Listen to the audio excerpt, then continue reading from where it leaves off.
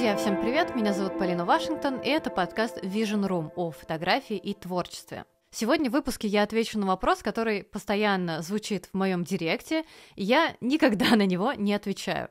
Более того, у меня даже на сайте прописано, что я не даю советов по этой теме. Так что сегодня будет большое исключение, и я, наконец, расскажу, как же выбрать себе камеру. По моему мнению, первый вопрос, на который стоит себе ответить, подобравшись к теме выбора камеры, это ограничены вы бюджетом или нет. Потому что если да, то это как минимум существенно сужает вам поиск. Нет смысла выбирать среди камер, которые банально не вписываются в то, что вы можете себе позволить. Например, одна из первых цифровых камер, которую я купила себе после длительного периода съемки только на пленку, была Olympus OM10 Mark II, кажется так. И я выбрала именно эту камеру из немногих других альтернатив, потому что у меня на все про все было 50 тысяч рублей и даже чуть меньше, но никак не больше. Поэтому, по сути, я выбирала между 2-3 моделями, и в таком случае сделать выбор проще. Как минимум можно в любом интернет-фотомагазине поставить фильтр по цене, и вам сразу выпадут все предложения, которые есть на рынке по подходящей для вас стоимости. Либо можно вбить в гугле что-то вроде «лучшие камеры до 100 тысяч рублей», например. Потому что если вы просто начнете искать среди всего, что есть, то, скорее всего, запутаетесь. Поэтому я бы начинала даже не с технических параметров и поставила бы это вторым или даже третьим пунктом, а вот с понимания, какую цену вы готовы потратить на полный комплект, либо только на камеру, или только объектив и так далее. Что самое интересное, когда я уже сейчас покупаю себе технику, не сильно ориентируясь на бюджет, я тоже особо не вникаю в какие-то характеристики. И у этого тоже есть вполне понятная причина. Сейчас все снимают очень хорошо. Да блин, даже телефоны довольно неплохо справляются, а камеры уж тем более. Конечно, есть классы любительской и профессиональной техники. Но, например, та же Leica Q2 считается компактом и вообще не то чтобы профессиональной камерой. Но посмотрите, сколько сейчас фотографов используют ее как основной рабочий инструмент, несмотря на то, что это компакт. Важно понимать, что сейчас нет плохих и хороших камер. Все снимают хорошо, особенно если вы подберете хорошую оптику. Не надо думать, что один бренд снимает лучше, другой хуже. Могут быть разные характеристики, количество мегапикселей, наличие или отсутствие каких-то функций, но если вы выбираете себе первую камеру, то просто поверьте, что все будет снимать хорошо. Но, естественно, не берем в расчет какие-то совсем любительские мыльницы, да и они будут в целом снимать хорошо, просто, возможно, под ваши фотографические задачи, если вы планируете развиваться дальше в фотографии, это не подойдет. Я считаю очень важным выбирать тот инструмент, который тебе чисто визуально нравится, потому что в таком случае у вас будет желание им пользоваться. Это сложнее сделать, когда вы ограничены бюджетом, и не так сложно, когда вы им не ограничены. Например, многие ругали камеру Fujifilm X Pro 3 за ее скрытый экран, стоимость для кроп-камеры и говорили о том, что это непрактично, и за эти деньги можно купить какой-нибудь более крутой full frame. Возможно, но я в своей жизни 2 раза купила эту камеру, потому что мне очень нравилось, как она выглядит визуально. Более того, она вдохновила меня на то, чтобы вообще носить камеру с собой всегда и снимать повседневную жизнь, тогда как более крутая, вроде как full frame Sony стояла на полке и собирала пыль. Классический пример того, что по характеристикам камера может проигрывать, но работать вам больше будет хотеться именно с ней. И это окей, потому что, опять же повторюсь, все снимает хорошо. Да, по-разному, но по-разному не значит плохо. Или вот моя камера Leica M11 стоит очень дорого, хотя обладает довольно, скудным функционалом, но мне она внешне и по работе нравится гораздо больше любой топовой Соньки, Кэнона или там чего угодно. И я выбираю ее, потому что мне важен комфорт в работе и удовольствие в процессе от взаимодействия с определенным инструментом. Так что если я хочу снимать регулярно и хочу, чтобы сам процесс мне нравился, я однозначно в процесс выбора камеры включила бы вот этот пункт про то, что камера должна вам внешне нравиться, должна вас вдохновлять. И это не обязательно должна быть самая дорогая или самая напичканная функционалом камера, потому что вам может понравиться что-то очень простое. И это, на мой взгляд, будет гораздо лучше, чем какой-то кирпич, который вас не вдохновляет, но который вот вроде как написали, что самый лучший. Но опять же, это только мое мнение. Почему я не люблю отвечать на вопросы о технике, так это потому, что их выбор очень субъективен и индивидуален. Я знаю людей, которые терпеть не могут Fuji. Ни конструктив камер, ни цвета, ни эргономику, а есть те, кто обожают. Но то, что кому-то эти камеры не нравятся, не значит, что они плохие. Как и то, что кому-то они импонируют, не делает их лучшими камерами на рынке. Камера – это камера. Именно мы, люди, наделяем технику своими впечатлениями о ней и ожиданиями, основанными на том, что мы хотим получить. А получить мы все хотим разное. Именно поэтому очень сложно посоветовать кому-то что-то, потому что то, что понравится тебе, совершенно может не зайти другому. Но винить при этом будут тебя. Мне несколько раз писали люди, что, посмотрев на меня, купили лейку серии М, но не понимают, почему у них фотографии такими хорошими не получаются, или что им супер сложно разобраться и некомфортно с этой системой. Но при этом мне с этой системой комфортнее всего. По этой причине я и говорила про ощущения, что важно искать то, что тебя вдохновляет, а не то, что тебе посоветуют другие или прочитаешь на форуме. Перед тем, как купить свою первую лейку серии М, я поехала в Москву взять ее на тест, потому что вслепую было страшно покупать такую дорогую и специфическую камеру. Я никогда не держала что-то подобное в руках, и все мое желание купить себе лейку М было основано на том, что это была самая компактная камера с 35-миллиметровым объективом, которую я видела.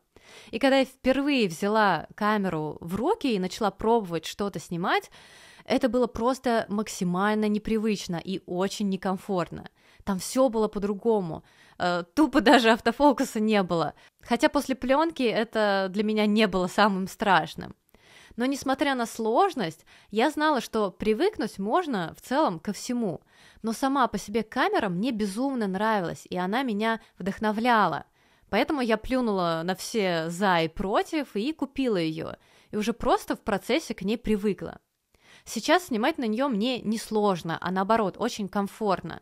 При этом есть люди, которые плюются от серии М и того, что в наши-то годы приходится заниматься вот этим фотографическим садомазохизмом.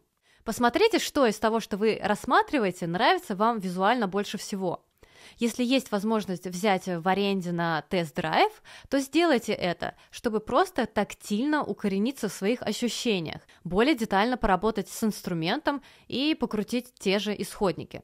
Я недавно в одном из своих чатов писала о том, что какая-нибудь Fuji серии X100 снимает сейчас так, как не снимала моя первая зеркальная камера. То есть мы, правда, сейчас очень избалованы выбором и обилием инструментов, которые все технически хороши, и можно опираться в таком случае и на другие параметры выбора, вроде ощущений и комфорта. У меня есть еще одно мнение по поводу ограниченного бюджета, и я не призываю вас следовать моему совету, но по моему опыту это работало. Когда вы выбираете камеры или оптику в рамках определенной суммы, попробуйте заглянуть немного за пределы ваших возможностей, и, может быть, чуть дороже того, что вы можете себе позволить, есть модель, которая вам очень понравится, больше подойдет и технически будет более актуальной. И в таком случае можно взять технику в рассрочку. Я несколько раз так делала, и в целом не вижу в этом ничего страшного, если у вас есть какая-то работа, и вы просто можете прикинуть, сможете ли платить определенную сумму в месяц. Зато вы сразу получите инструмент, с которым вам будет комфортнее развиваться. Но опять же, стоит это делать тогда, когда вы в принципе понимаете, что будете этим заниматься, а не просто выбираете первую камеру, чтобы вообще прощупать фотографию как увлечение. Я в свое время так вот решилась на хорошую камеру Sony с объективом. По сути, у меня денег было только либо на камеру, либо на одно хорошее стекло. И уже в магазине я... Почему ты мигаешь? Бедолашка моя. Да ёп... Тебе не стыдно? И уже в магазине я спонтанно решила оформить рассрочку на все вместе и получила хороший рабочий комплект, с которым я была уверена, что смогу развиваться дальше. Но я вообще на тот момент была безработная, с ипотекой, ребенком и вообще без какого-то понимания, что там за горизонтом событий. Но у меня была почему-то стойкая уверенность, что я справлюсь. И, в общем, так и произошло. Но я действительно получила очень хороший инструмент, который выходил за рамки моего бюджета, но который я, тем не менее, могла покрыть постепенно. Ну и вот спустя уже много минут эфирного времени мы, наконец, подойдем к технической стороне выбора. Опять же, я считаю глупо оценивать сейчас камеры по всем характеристикам. Нужно понимать, что тебе важно в камере, что тебе нужно, и исходить уже из этого. Например, стаб, потому что помимо фотографий вы точно планируете снимать какие-то видео. А значит, изначально можно начать поиск по теме того, у каких камер хорошая стабилизация, где она вообще есть, и это опять сузит поиск. То же самое, компактность. Именно вам это может быть супер важно, потому что вы постоянно перемещаетесь, ездите куда-то или летаете, и нужно, чтобы инструмент занимал немного места. Опять же, существенно сужает ваш поиск. Обязательно наличие режима мультиэкспозиции, высокая скорость непрерывной съемки, наличие 2 слотов для карточек, возможности по видео и так далее. Но здесь суть в том, что ответить на вопрос «а что вам надо?» можете только вы. Например, до лейки М11 у меня была лейка М10R, и до выхода 11 я не очень сильно хотела обновляться, потому что камеры этой серии довольно дорогие, а мой инструмент мне нравился. Плюс в системах М обычно нет каких-то супер грандиозных изменений в плане технической части, потому что эта система придерживается определенных традиций, концепций и видения. И вот когда я получила на тест М11, я стала рассматривать ее на предмет новых функций, и там оказалась одна единственная, из-за которой я поняла, что обновлюсь и куплю себе новую модель. Это наличие электронного затвора. Потому что до этого в камерах был только механический. Выдержка была 1/4000, что лично для меня не всегда было удобно, потому что я постоянно снимаю на открытой дырке, и при каком-нибудь ярком солнце, даже на ISO 100, этого было недостаточно. И все время приходилось помнить про ND-фильтр и носить его с собой. А тут, получается, необходимость в этом отпадала, и это было то, что мне реально в работе было необходимо. Я это поняла, поэтому все остальные параметры меня уже, не сильно волновали. Я знала, что не будет хуже. Более того, что там было еще нового в камере, подробнее я уже узнала на презентации, уже после того, как купила себе такую камеру. Поэтому очень важно также определить, а что вам лично важно, наличие чего для вас первостепенно, и тоже отталкиваться от этого. Возможно, вам важна работа на высоких ISO, и вы будете искать камеру, которая прежде всего справляется именно с этой задачей. И не обязательно это даже что-то техническое. Компактность тоже для многих играет первостепенную роль. Для меня, например. Была тут недавно смешная история, когда я купила кинокамеру Sony и, выбирая объектив, решила взять тот, что подешевле и подходит мне по характеристикам, но по размерам чуть больше, чем другое, более дорогое стекло. Ведь я думала, что все равно буду использовать камеру только где-то на съемках, куда я и так припрусь с кучей техники, поэтому в целом вот эта разница в размерах особо роли не сыграет. В итоге через 3 дня, наверное, я меняла это стекло на более дорогое, но которое весит меньше и размером тоже меньше, потому что даже какие-то 100 грамм и 1 сантиметр в длину для меня супер принципиальные в технике, и я готова за это переплачивать. Так что я в очередной раз убедилась, что лично для меня критерий компактности будет важнее той же стоимости. И у каждого человека есть вот такие определенные критерии, которые появляются за счет опыта. Здесь не стоит думать о том, что логично, что нелогично, что целесообразно, что нет. Опираться важно именно на себя. Иначе будете потом, как я, менять все это дело быстро и переплачивать. Очень часто я слышу вопрос в духе, можно ли брать кроп-камеру и можно ли на нее снимать профессионально. Я не буду супер подробно разбирать эту тему, а просто вернусь к тезису, с которого начала. Сейчас все снимает хорошо, и кроп-камеры в том числе. Более того, я работала предметным фотографом на несколько крупных брендов, имея даже не кроп-камеру, а микро 4/3. Кроп-камера, скорее всего, будет более компактной, и если вам это важно, и это хорошо вписывается в ваш бюджет, то не парьтесь и берите кроп. У меня никогда не было проблем с кропом Fuji при съемке в лоу-лайт условиях, при обработке и когда нужно было довольно сильно тянуть равки по экспозиции. К тому же, мало кто, взглянув на мой профиль, на 100% скажет, где там Fuji, а где Leica. Ну, может быть, за исключением разве что кадров с мультиэкспозицией, потому что в Leica ее нет. Хотя у меня есть несколько кадров, снятых на Leica и склеенных в фотошопе. У меня есть куча знакомых, кто снимает коммерцию на кроп, и это вообще никак не мешает их заработку, востребованности и портфолио. Профессионально по большей части снимает именно человек. Можно взять самую крутую full-frame камеру, но без опыта получить совершенно безликую картинку, и взять кроп и снять классную фотографию, имея навыки и опыт.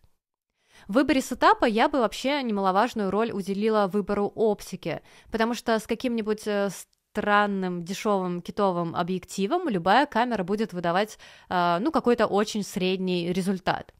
Здесь, опять же, многое упирается в ваши цели и задачи. Я, например, не люблю объективы с переменным фокусным расстоянием, потому что люблю светосильную оптику и фиксы. Я в целом довольно легко привыкаю к одному фокусному расстоянию, и у меня нет необходимости часто менять стекла.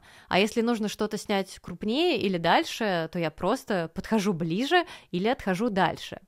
Для меня наличие диафрагмы типа 1.4 важнее возможности меняться по фокусному. Но если человек, например, видеограф или много снимает уличных репортажей, ему вместо светосилы гораздо важнее будет разброс по фокусной. И если у вас стоит выбор взять камеру подороже, но с какой-нибудь китовой не очень оптикой, либо камеру подешевле, но взять получше оптику, я бы советовала второе, разве что вы не планируете в ближайшее время и оптику тоже поменять. В целом сейчас практически все системы предлагают камеры, которые покрывают весь базовый спектр задач, которые нужно решить фотографу. И он еще не определился, например, что ему хочется снимать и как ему хочется снимать в дальнейшем. То есть в камере будет и видеорежим, и фоторежим, и приличная работа на высоких ISO, там, какая-нибудь скоростная съемка, и вот это вот все. Еще у меня есть один любимый способ, к которому я прибегаю перед покупкой камеры или объектива. Я иду смотреть на Flickr фотографии, сделанные на эту технику. Тут нужно быть готовым ко всему. К килотонне любительских, а не художественных снимков. Но именно это мне и нравится, потому что позволяет больше увидеть именно какой-то сырой картинки в банальных повседневных условиях. И это помогает понять пластику рисунка, объем, глубину и даже цветопередачу. Ну и в целом, как снимает камера или объектив. Так, у меня здесь сдохла одна лампочка, но сделаем вид, что ничего не случилось. Попадаются иногда и прикольные работы интересных авторов, и тоже очень интересно посмотреть, как уже профессионал интегрирует то, что вы выбираете, в свою работу. На Flickr можно найти такие снимки как просто по тегам, так и по соответствующим группам, посвященным определенной камере или линзе. В общем, способ, на мой взгляд, действительно очень классный, потому что позволяет увидеть максимально широкий диапазон того, что люди делают с той или иной техникой. В общем, как видите, я так и не ответила на вопрос, какую камеру выбрать именно вам, потому что я этого не знаю. И этот выбор очень важно сделать самому, потому что только так вы найдете тот инструмент, который подойдет вам на 100%. Надеюсь, что тот подход, которым я сегодня с вами поделилась, поможет вам сделать это. И что самое главное, сделать это исходя из ваших ощущений и предпочтений. До новых встреч. Пока-пока.